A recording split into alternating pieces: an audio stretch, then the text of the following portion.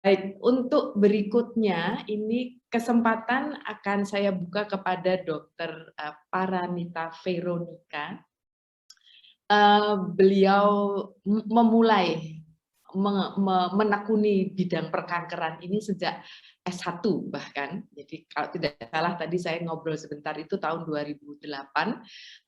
Dr. Veronica ini adalah salah satu mahasiswa bimbingan Prof. Rika waktu S1 dulu, kemudian tetap bertekun pada kanker ini dan menyelesaikan studi dari Groningen. Tahun berapa saya lupa Mbak Vero, mungkin 2000 berapa nanti mungkin bisa dijelaskan. Saat ini Dr. Vero ini bertugas di Departemen Patologi Anatomi FKKMK. Monggo, topik yang akan diberikan juga tidak kalah menarik mengenai heterogenitas dari tumor. Monggo, Dr. Vero, waktu saya persilahkan 30 menit untuk presentasi. Ya, terima kasih Bu Neni. Saya di Groningen dari 2013 sampai 2019, lamanya sekolah. 2019, yang kita ketemu kemarin tahun berapa ya? Saya lupa. 2016 apa, J? 2016, J. Monggo. Selamat siang kepada para hadirin. Saya Vero dari Departemen Patologi Anatomi, dan saya siang ini ditugasi untuk menjelaskan mengenai heterogenitas tumor. Ini kelihatan ya slide-nya? Sampun, sangat Sampun. jelas. Mouse-nya juga kelihatan, Bu Neni? Kelihatan. Oke, sip. Ya, bismillahirrahmanirrahim. Ya, sekarang saya langsung aja ke slide berikutnya. Jadi selama 30 menit ini saya akan mencoba untuk mencakup heterogenitas intertumor, heterogenitas intratumor, kemudian mengenai evolusi dan seleksi klonal tumor, dan kemudian bagaimana cara mendeteksi subklon tumor tersebut untuk melihat evolusi klonal tumor ini, dan yang terakhir suggestion-nya, bagaimana pendekatan untuk mengantisipasi heterogenitas intratumor. Jadi saya akan lebih banyak berbicara tentang intratumor. Nah, pertama mengenai heterogenitas tumor, itu kemarin sudah banyak yang membahas, Bu Neni, juga Floris itu ya, sudah membahas banyak heterogenitas tumor itu bisa ada, jadi karakteristik tumor itu bisa berbeda antar pasien, itu kita namakan heterogenitas intertumor, ataupun dia bisa berbeda dalam satu pasien, tapi itu dari area yang berbeda, itu dia akan karakteristik tumornya juga akan berbeda, yang kita namakan heterogenitas intratumor, atau Bu Neni mungkin menyebutnya kemarin heterogenitas intrapasien, jadi sama saja. Gambarannya seperti ini banyak pasien, dia bisa karakter tumornya bisa berbeda-beda, tapi kalau intratumor itu hanya satu pasien ini, kemudian nanti dari tumornya diambil beberapa area, dan itu ternyata kalau dilihat karakteristik molekularnya bisa berbeda-beda. Ini yang dinamakan heterogenitas intratumor. Nah, kemudian kita kembali ke heterogenitas intertumor. Jadi antara pasien itu dia bisa berbedanya dalam berbagai level. Jadi yang pertama bisa gambaran klinisnya. Ada satu pasien itu dia datang dengan stadium 1, yang pasien lain datang dengan stadium 4. Kemudian gambaran mikroskopisnya juga bisa berbeda. Kemudian kalau dilihat molekularnya di tingkat kromosom juga bisa ada abrasi kromosom yang berbeda antara pasien, SNPs-nya berbeda, mutasi gennya berbeda, atau ekspresi mRNA. Terus juga ada di level Mirna, ekspresinya berbeda, ataupun protein dan metabolitnya bisa berbeda-beda. Nah, perbedaan-perbedaan tadi itulah yang melatar belakangi adanya konsep personalized medicine. Jadi artinya adalah personalized medicine itu menggunakan variasi genetik dan epigenetik yang ada pada satu pasien itu untuk mengoptimalkan terapi dan efeknya ke pasien tersebut. Jadi penanganan satu pasien bisa berbeda dengan pasien lainnya karena dia mempunyai variasi genetik yang berbeda. Dan ini kalau di aplikasinya di klinis itu bisa mempengaruhi prognosisnya dan juga mempengaruhi untuk penentuan terapi pasien. Ini contohnya yang sering digunakan ya, ini pada kanker payudara itu bisa pakai, sebenarnya mau melihat ekspresi protein atau kalau di sini kita bisa melihat ekspresi protein dengan imunohistokimia gitu ya. Tapi kalau di negara lain itu udah pakai mikroRNA, mRNA. Nah, itu ekspresi gennya sudah bisa dilihat dan dibandingkan nanti itu bisa dibuat klasifikasi kanker payudara berdasarkan ekspresi gen tersebut. Jadi ini ada yang IR positif dan IR negatif, dan kemudian nanti ada luminal A, B, HER2 new enriched, dan basal-like type. Nah, kelima kelompoknya itu mempunyai prognosis yang berbeda gitu. Nah, itu penentuan prognosis pasien, dan juga bisa sebenarnya pada kanker payudara ini dari klasifikasi ini bisa menentukan terapinya. Jadi ada yang misalnya yang HER2 enrich ini diterapi dengan Herceptin seperti itu. Nah, ini contoh lainnya yang ini mutasi pada kanker ginjal, itu dia berhubungan dengan efek terapi. Nah, ini setelah diperiksa ternyata kalau pasien itu punya mutasi PBRM1, itu dia mempunyai respon baik terhadap everolimus gitu ya. Kemudian kalau pasien yang punya mutasi BAP1, dia responnya buruk terhadap everolimus. Jadi kita dari sini saja bisa melihat kita kalau mau mengasih ke pasien everolimus, kita harus kalau bisa melihat profil mutasinya gitu untuk mengetahui apakah ini sebenarnya cocok untuk pasien atau tidak. Jadi itu intertumor. Nah, sekarang saya beralih langsung ke heterogenitas intratumor. Kalau intratumor itu ada dibagi dua. Pertama adalah spasial, ini artinya lokasi, jadi bisa dilihat dari gambar. Ini ada satu pasien, kemudian dia tumor primernya di paru, dan kemudian dia metastasis di otak dan di usus gitu misalnya. Nah, ini bisa ternyata kalau dilihat itu tumornya di situ karakteristik genetiknya itu berbeda-beda antara yang di tumor primer dan yang metastasis. Nah, ini namanya adalah spatial heterogeneity. Kemudian yang kedua adalah heterogenitas temporal atau terkait dengan waktu. Jadi ini satu pasien, kemudian tahun pertama dia ada kanker paru, dia diperiksa di lesi parunya itu tumornya karakteristiknya seperti ini.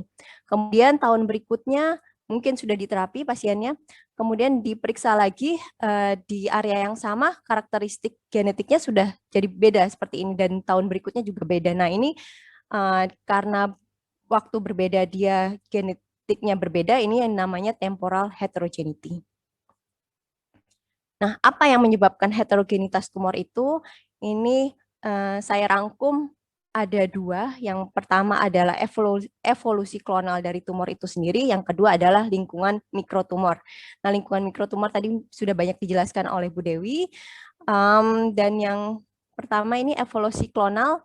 Jadi sebenarnya kalau evolusi itu sudah ditemukan dari dulu oleh Charles Darwin. Jadi Charles Darwin mengatakan kalau evolusi itu adalah suatu rangkaian proses yang terdiri atas variasi dan seleksi. Nah, gitu. Jadi kalau Darwin itu dulu melihat si burung ini, paruhnya ini dia berhubungan dengan lingkungannya, tergantung lingkungan ada jadi macam-macam paruhnya.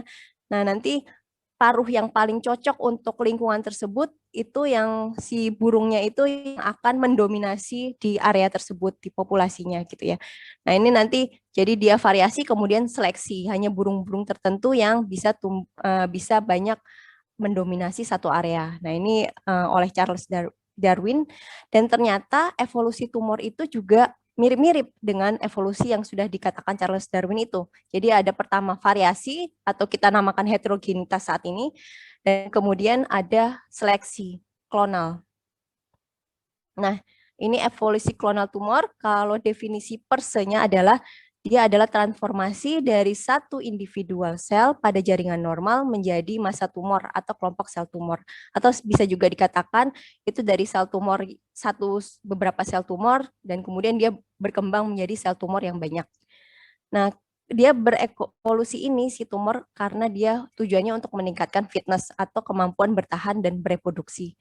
Dan meningkatkan fitnessnya ini dia bisa dengan menjadi lebih agresif, terus mempunyai kemampuan invasif, metastasis, kemudian juga mempunyai kemampuan resisten terhadap obat.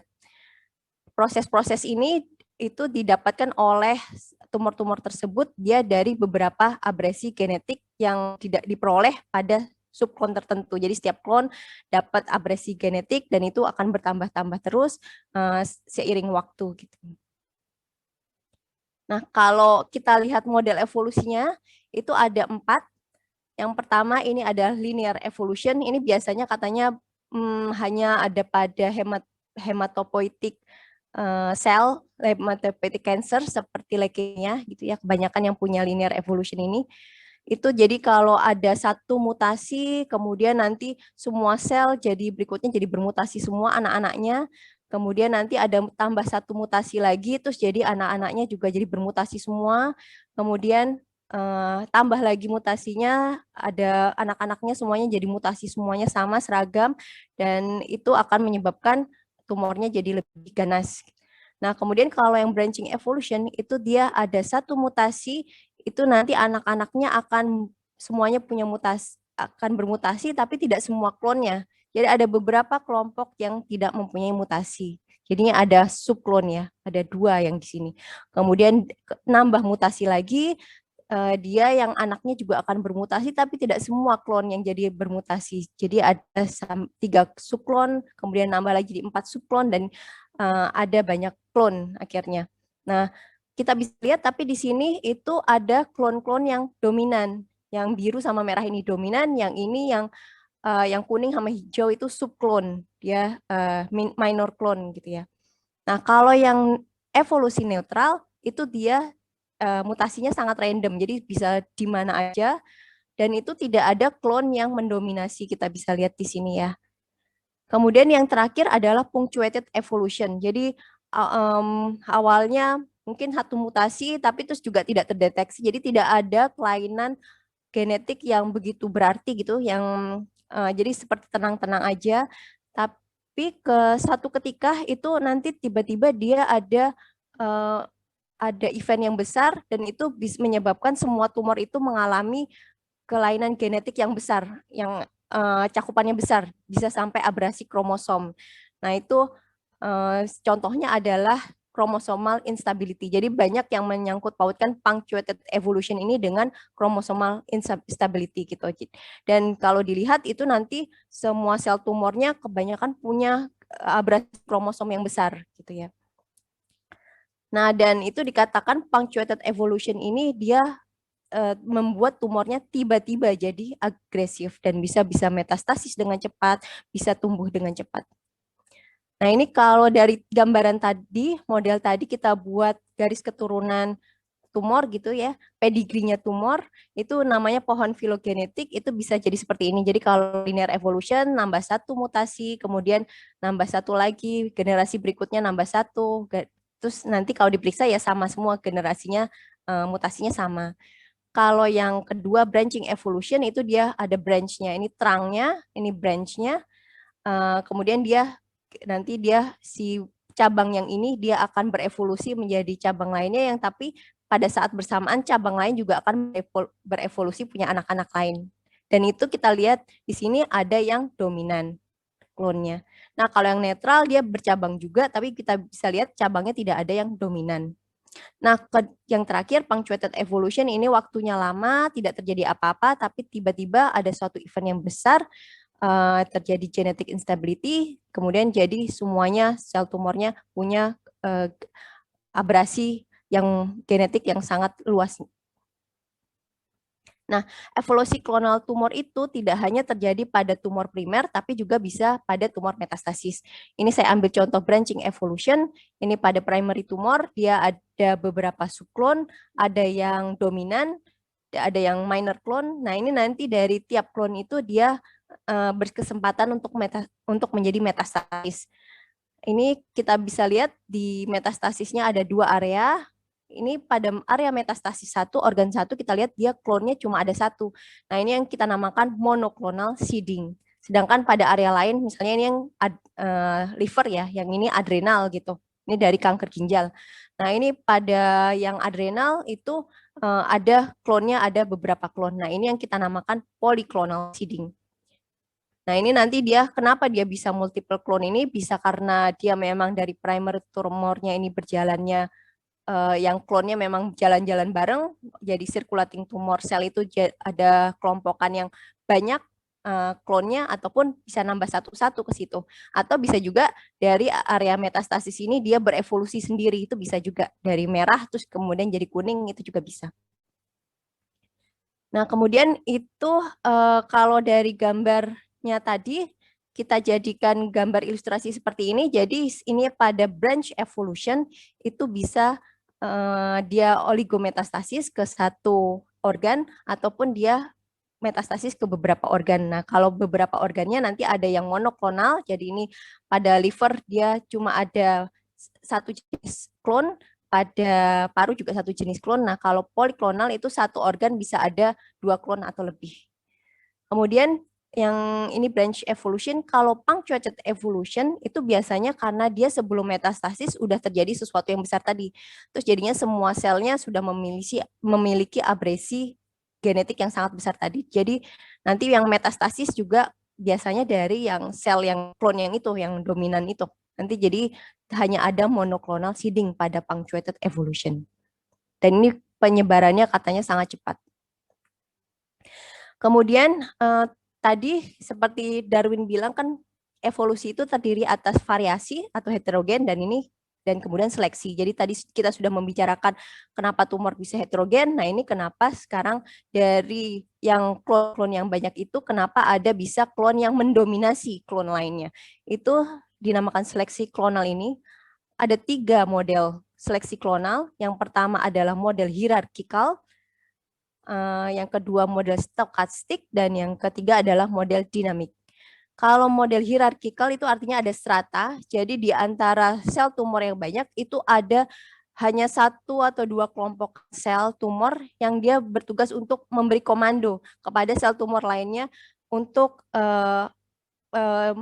klon mana yang harus mendominasi. Itu nanti ditentukannya tergantung sel tumor itu misinya saat itu apakah ingin bermetastasis. Jadi dia akan si tumor propagating selnya ini akan menyuruh mengaktifasi tumor-tumor klon yang bisa berkemampuan metastasis untuk mendominasi klonnya gitu. Dan kemudian ada beberapa peneliti yang menamai tumor propagating cell ini adalah cancer stem cell karena dianggap sifatnya menyerupai stem cell. Tapi beberapa peneliti lain lebih memilih namanya tumor propagating cell saja karena ternyata setelah dilihat itu tidak semuanya mempunyai, kalau diperiksa punya marker stem cell. Kemudian yang kedua adalah model stokastik. Jadi ini kalau model stokastik itu dianggap semua klon itu mempunyai kompetensi yang sama. Jadi dia bisa mengkomando sama-sama kuat antara klon yang satu dan klon yang lain. Nah, bagaimana dia bisa mengalahkan klon lainnya? Itu dia dengan cara kompetensi. Jadi dia kalau misalnya yang biru ini dia paling kuat, dia akan membuat yang lainnya mati dan dia akan mendominasi area tersebut.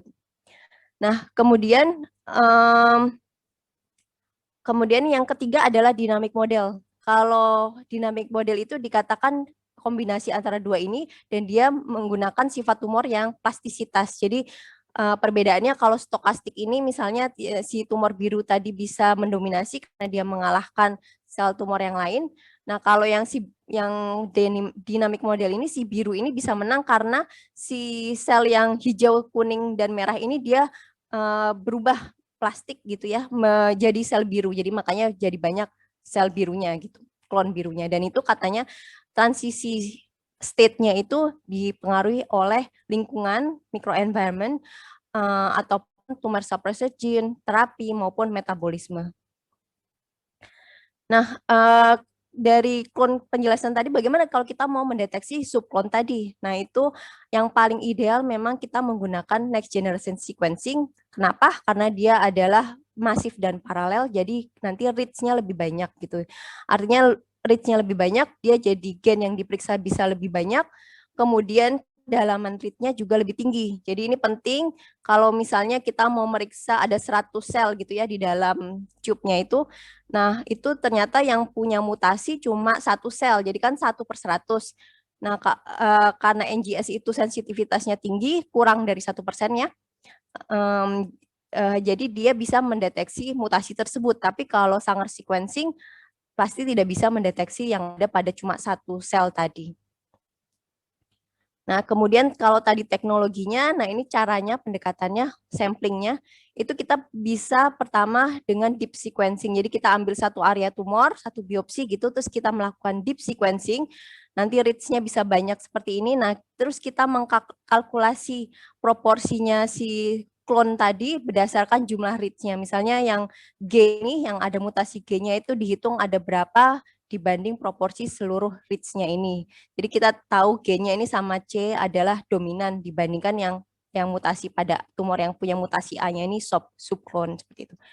Kemudian yang kedua, multi-region sequencing, itu kita bisa mencuplik beberapa area tumor. Jadi harapannya, dan kalau ini tidak perlu terlalu deep, karena kita bisa melihat yang harapannya kalau diambil yang dari R2 ini dapat yang dominan di R2, kemudian yang R3 ini dapat dominan sel tumor yang dominan di R3 ini.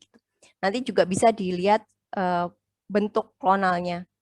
Kemudian yang paling precise itu bisa dengan single cell sequencing, itu benar-benar dilihat per selnya. Jadi bisa kita hitung yang punya mutasi pada A ini, itu ada berapa sel. Yang pada G, itu nukleotida G itu ada 30 sel gitu. Jadi kita bisa melihat proporsi klon dengan lebih precise dengan single cell sequencing. Nah, yang kita lihat itu karakteristik genomiknya apa? Yang paling sering itu setahu saya adalah mutasi gennya dan yang kedua copy number variation-nya. Nah, ini saya mengambil contoh dari penelitian yang kami lakukan, itu jadi melakukan multi-region sampling untuk mendeteksi heterogenitas intratumor pada tumor metastatik. Ini tumornya tumor ginjal, jadi diambil beberapa area dari tumor primer, kemudian dari area vena thrombus, kemudian dari 4 area dari metastasis pada paru gitu. Jadi nanti setiap area itu blok parafinnya itu dipotong-potong terus kemudian diisolasi DNA-nya setiap area itu satu tube seperti ini. Dan itu kami lakukan copy number variation dengan melakukan CGH array. Sebenarnya kami juga melakukan untuk DNA juga dan RNA juga, dan kesimpulannya memang banyak ada heterogenitas antara area yang berbeda itu. Nah, tapi ini saya akan memperlihatkan contohnya yang untuk CNV copy number variation.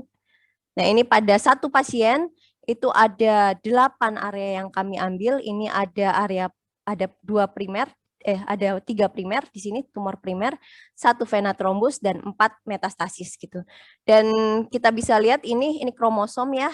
Terus ini state-nya apakah kalau di sini mungkin diploid, kalau naik di sini triploid atau tetraploid, kalau di bawah sini haploid gitu ya. CNV. Nah, kemudian kita bisa lihat antara yang satu dan yang area lain itu terjadi heterogenitas, tidak sama dia. Nah, kemudian kalau kita bentuk phylogenetic tree-nya, itu bisa kita estimasi evolusi tumornya yang terjadi. Jadi bisa kita lihat ini ada satu tumor di primer 4 ini, dia malah lebih dekat dengan memiliki kesamaan yang lebih dengan yang metastasis dan vena thrombus. Jadi di sini kita bisa berasumsi bahwa si metastasis tadi, klon yang bermetastasis itu kemungkinan berasal dari tumor primer 4. Nah, copy number variation itu juga bisa dilakukan dengan single cell sequencing. Ini saya memberi contoh juga penelitian kami yang kerjasama dengan grup Floris. Itu jadi kalau yang tadi dari satu masa itu dijadikan langsung dibuat DNA-nya, kemudian diperiksa CGH array. Kalau ini dari satu tumor tisu itu dipisah-pisahin dulu setiap nukleinya, kemudian setiap nuklei itu dimasukkan ke dalam sumuran yang berbeda pada plate-nya. Nah, kemudian nanti dilakukan next generation sequencing satu-satu ya setiap sel. Nah, kemudian juga yang diambil dari satu pasien itu diambilnya juga ada 5 area berbeda. Ini ada yang primer tumor pada paru, kemudian pada limfonodi, kemudian metastasis yang pada adrenal dan pada liver dalam satu pasien. Nah, kemarin ini juga sudah dijelaskan oleh Floris. Jadi itu bagaimana mendeteksi copy number itu dengan menghitung reach counts dari sequencing.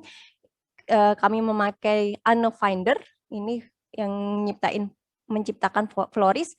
Kemudian jadi dari kromosom ini dihitung reach-nya berapa, itu bisa diestimasi dia adalah state-nya apa. Misalnya yang kromosom 1 ini diploid, kromosom 2 ini reach-nya banyak jadi dia triploid, kemudian kromosom 4 misalnya tetraploid, dan itu setiap state-nya itu diberi warna berbeda.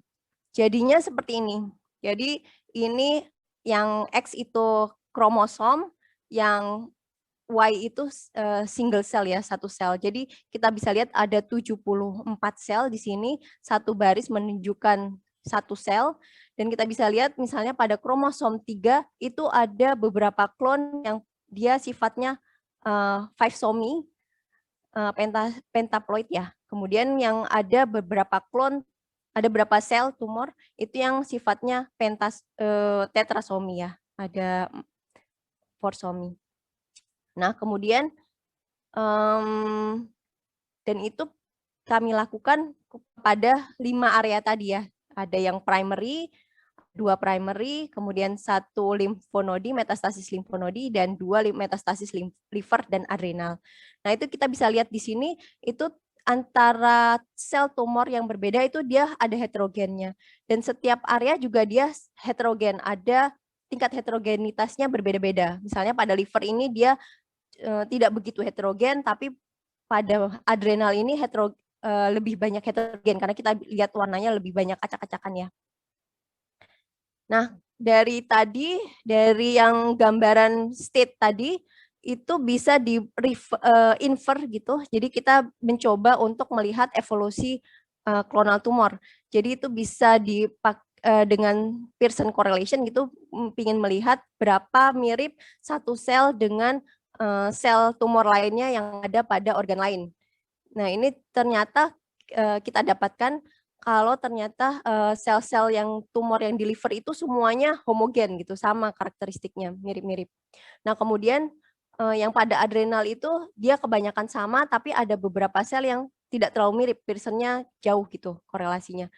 Nah, ternyata dan jadi itu kita bisa melihat di sini pada pasien ini itu pada yang liver itu dia terjadi monoclonal seeding, pada adrenal terjadi polyclonal seeding.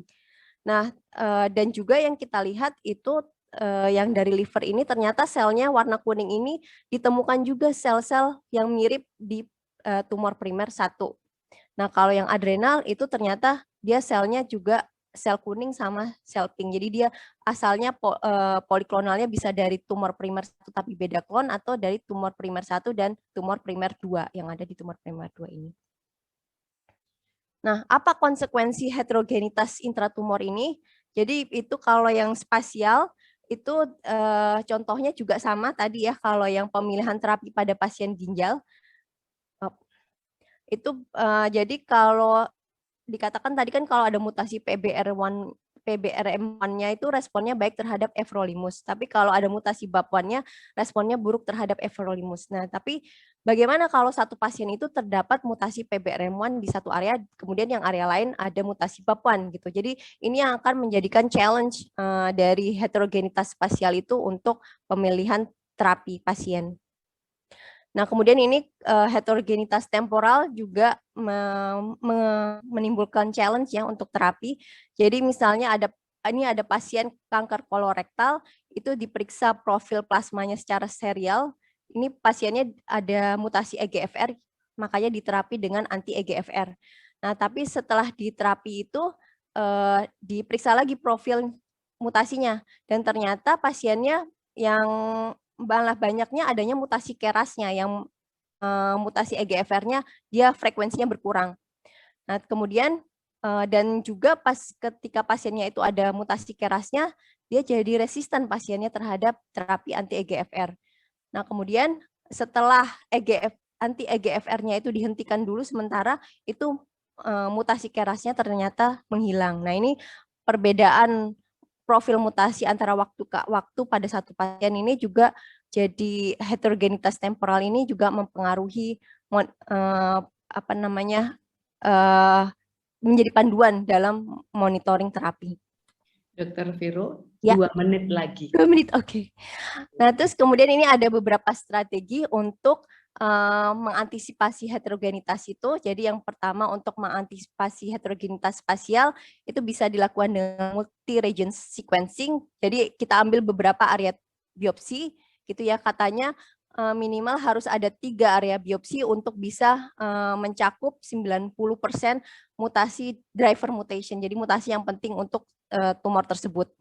Nah, jadi strategi kita adalah mencari mutasi yang klonal, artinya mutasi yang ada pada seluruh sel tumor, ataupun kita berusaha mencari mutasi yang ada pada subklon, ini pada cabang ini, tapi cabang yang punya kemampuan metastasis. Jadi kalau mau ngasih terapi juga terapinya ditargetkan kepada mutasi-mutasi yang yang ada 2 ini. Nah, kemudian untuk mengantisipasi heterogenitas temporal ini dapat dilakukan liquid biopsy, yaitu mengambil dari sirkulasi pembuluh darah, kita bisa melihat circulating tumor cell dan circulating DNA. Nah, tapi permasalahannya ternyata si circulating tumor cell ini juga ada intratumoral heterogenitasnya. Jadi karena dia circulating tumor cell-nya bisa bersirkulasi secara berkelompok ataupun single. Nah, kalau berkelompok ini dia ternyata bisa banyak klonnya. Dan itu kita tidak tahu ini berasalnya dari si primer atau dari yang metastasis atau dari mana. Jadi seperti box of Pandora gitu ya. Dan itu permasalahan untuk circulating tumor cell. Nah, kalau untuk permasalahan circulating free DNA juga itu ada challenge-nya karena kita bisa lihat di sini banyak banget sel termasuk sel tumor yang lain ataupun sel radang. Jadi kalau kita mau melihat mutasi, apalagi mutasinya itu hanya terdapat pada beberapa jenis sel tumor saja, misalnya yang warna kuning ini gitu ya, jadi tidak semua sel tumor. Jadi kalau mau mendeteksi mutasinya itu dia akan terdilusi oleh sel tumor lain ataupun bahkan sel-sel normal lainnya gitu. Jadi dan ini ada penelitian dari Yamamoto didapatkan diskordansi gitu antara diskordansi mutasi antara tumor primer dan circulating free DNA. Jadi ada 5 pasien ini dilihat ada 1 pasien di tumornya ada mutasi, pada circulating free DNA-nya tidak ada mutasi. Begitu juga yang pada gen yang lain itu di circulating free DNA ada mutasi, pada tumor primernya tidak ada mutasinya. Jadi itu challenge-nya untuk circulating free DNA. Nah, tapi saya optimis ya karena pasti nanti perkembangan NGS maupun teknologi untuk mendeteksi klonal ini juga semakin meningkat. Jadi pasti nanti akan ada muncul marker, misalnya marker yang menandakan oh ini tumor ini berasal dari yang ada di paru atau yang di liver gitu. Jadi kita bisa tahu asalnya dari mana. Jadi walaupun pakai liquid biopsy juga bisa tetap spesifik gitu ya. Nah, terus yang terakhir ini ya Bu Neni, terakhir ringkasan. Jadi yang pertama, jadi kalau heterogenitas intertumor itu adalah sebenarnya refleksi dari klon mana yang mendominasi yang ada pada tiap pasien pada satu titik waktu gitu ya. Kemudian kalau heterogenitas intratumor itu sebenarnya adalah bahan bakar dari seleksi klonal dalam rangka si tumor meningkatkan fitness.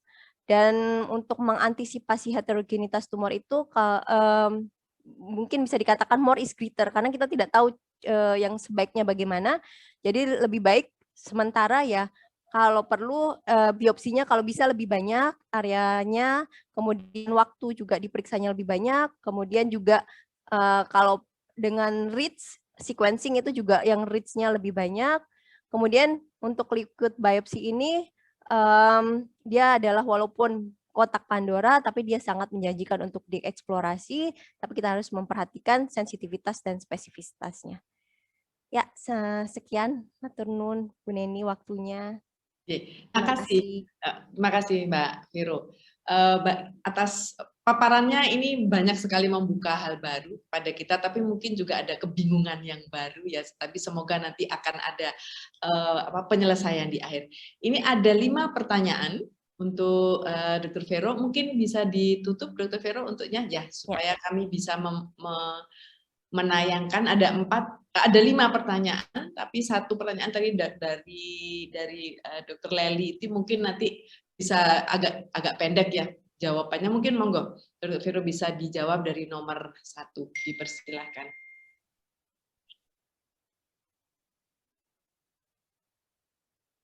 Baik, dari Nurul, Ibu Nurul ya. Aplikasi di klinik tentang personalized medicine itu, ini pemeriksaan histo-PA itu ada tapi tidak pada semua tumor gitu. Jadi kalau yang saya hanya melihat yang di Sarjito gitu ya, contohnya itu kita sudah ada pada kanker payudara itu IRPR, HER2/neu, KI67 itu untuk kanker payudara itu dengan IHC saja ya, itu sudah bisa dan rasanya itu semua cabang PA bisa melakukan itu semua. Kemudian ada yang kanker paru itu dengan EGFR diperiksa, EGFR KRAS-nya, ALRAS sebenarnya itu juga sudah diperiksa. Kanker kolorektal juga diperiksa yang sama, tapi tidak semua PA gitu, lab patologi anatomi yang punya kemampuan itu. Jadi kalau standar itu tidak ada ya, tergantung yang ada apa gitu. Terus kalau misalnya kita mau lebih, kita sebaiknya tahu mungkin di Jogja misalnya ada pemeriksaan EGFR pada kanker paru ini, terus jadi bisa banyak sampel juga yang didatangkan ke Jogja gitu dari kota-kota lain. Gitu. Seperti itu, semoga bisa menjawab. Kemudian yang kedua, heterogenitas pemeriksaan histopatologi.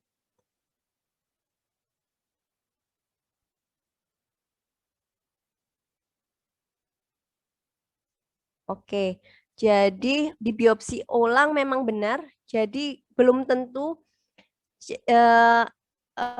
biopsi, ya itu tadi. Jadi karena kita harus kalau bisa mengambil beberapa area biopsi gitu. Karena biopsi itu kan sangat kecil sekali. Nah, itu kalau mau memeriksa tumor yang klonal tumor secara lengkap, kita harus mengambil beberapa dan paling tidak untuk diaplikasikan kepada klinis kan kita memakainya, kita tidak perlu mencari evolusinya. Jadi kita hanya mau driver mutationnya itu yang jadi gen-gen mutasi yang penting dan bisa mempengaruhi penentuan prognosis pasien sama yang terapi pasien yang mana itu driver mutation biasanya pakainya. Nah itu minimal katanya kalau biopsi harus ada 3 area katanya biar bisa mengcover 90% driver mutation. Nah, kalau untuk yang temporal ya, jadi apakah dilakukan biopsi ulang itu sebaiknya idealnya memang iya gitu, karena kita ingin melihat besoknya seperti apa gitu, tahun berikutnya dia apakah tetap sama atau tidak. Nah kan dan itu nanti akan terapinya juga berbeda gitu, apalagi yang menggunakan targeted terapi. Nah tapi banyak penelitian makanya saat ini karena membiopsi ulang itu adalah sesuatu yang invasif ke pasien, juga belum tentu pasiennya itu bisa dibiopsi ulang terus gitu. Jadi makanya dikembangkan liquid biopsy itu karena dia lebih convenient untuk pasien karena cuma diambil darahnya. Jadi bisa dilakukan monitoring secara teratur. Seperti itu.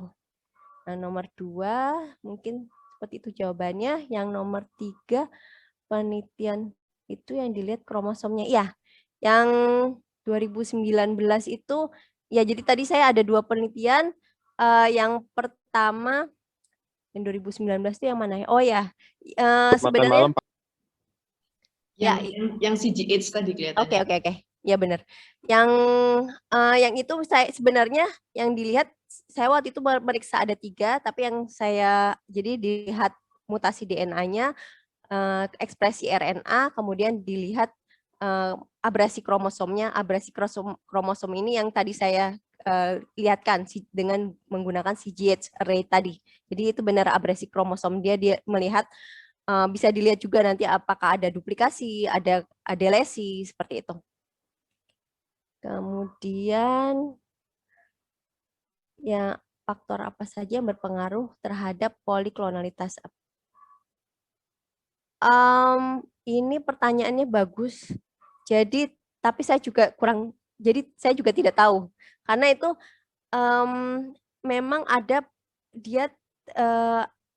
beberapa tumor, bahkan tumor yang sama itu ada pasien yang dia poliklonal, ada yang monoklonal gitu.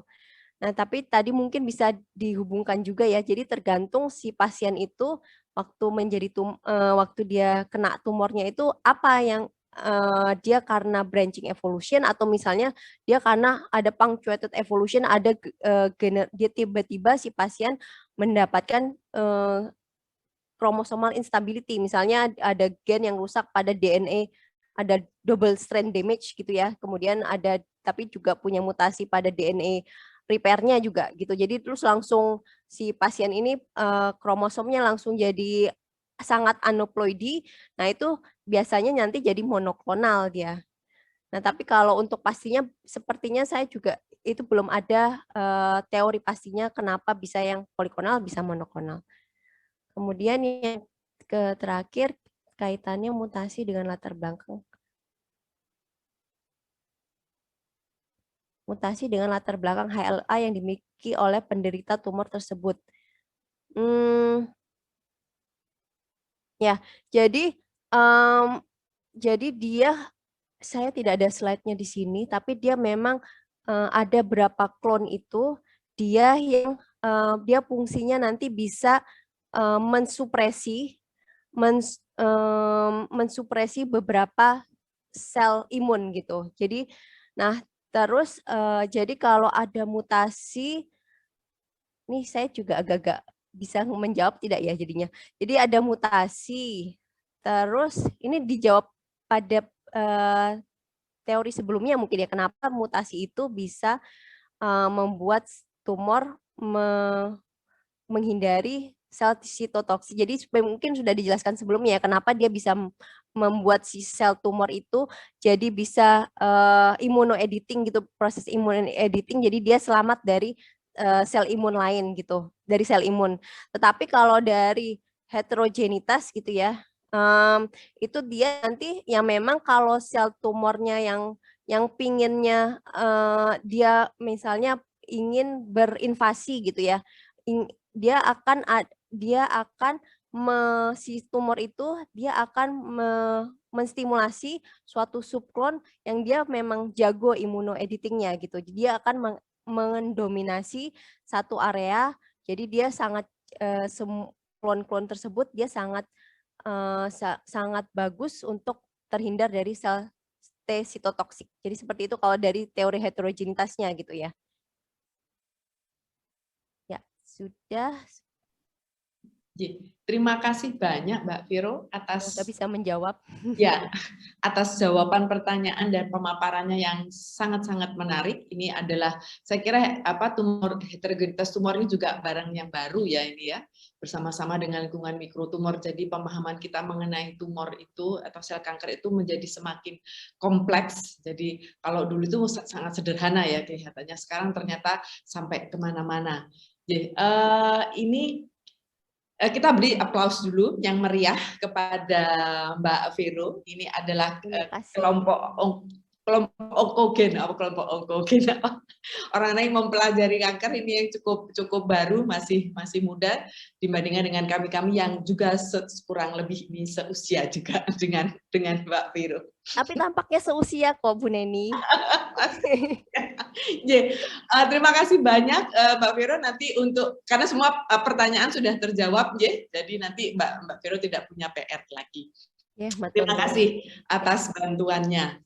Nanti tahun depan mungkin kita akan bergabung lagi. Ya, terima kasih atas kesempatannya dan terima kasih kepada audiens sudah mendengarkan pemaparan dari saya. Terima kasih Bu Neni. Terima kasih.